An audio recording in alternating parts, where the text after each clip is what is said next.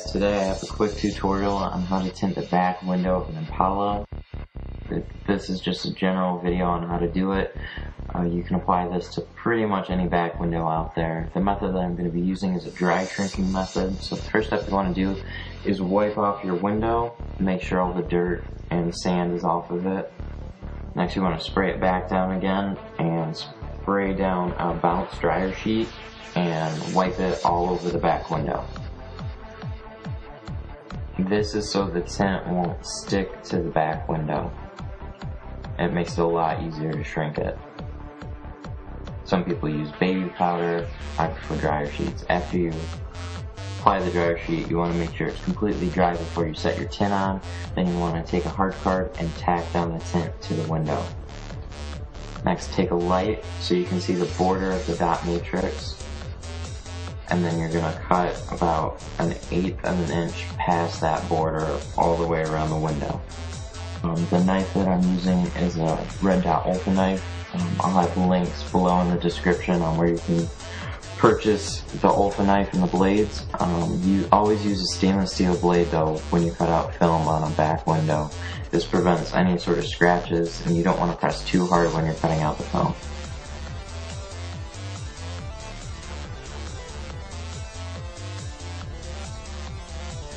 You want to peel away the excess tint off the back window and get it out of your way.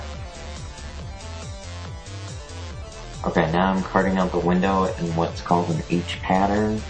This allows me to shrink all the fingers out of the window. You want to spread them out so they're all vertical.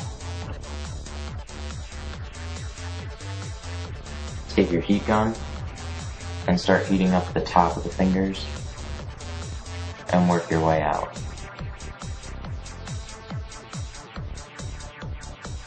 Be careful not to get the heat gun too close to the film because you can burn it, so you just want to take it nice and slow.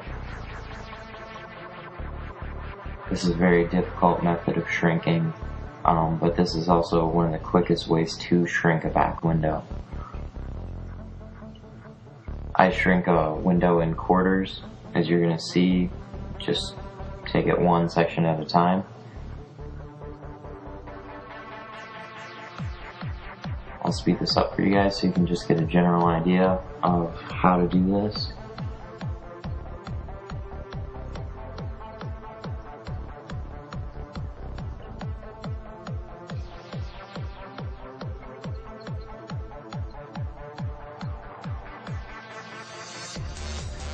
Now you'll notice that I burned one of the edges a little bit, so I'm going to take an Ultra knife, and as long as the burn's not too bad, you can trim it off. This is so when you peel the release liner, you're not going to break the tint or rip it. Take your spray bottle and clean out the inside of the back window. Start in the middle and squeeze your way out. Just make sure you get all the dirt and dust out of it. Spray down all your edges, and in the middle, make sure you get a lot of extra soapy water on it. You want this as wet as possible. Peel your release liner and then spray down your tint.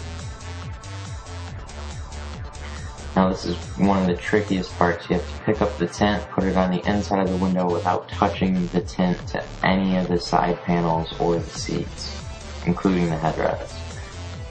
This will keep the tint as clean as possible. Once you have your tint in position, you're going to start in the middle of it and then work your way out with a squeegee.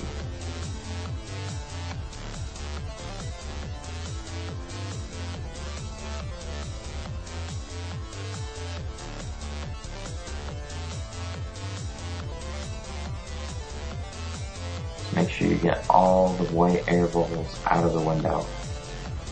After you're done with that, just spray down the window, wipe off all the dryer sheet that you left on there, and then squeegee it out.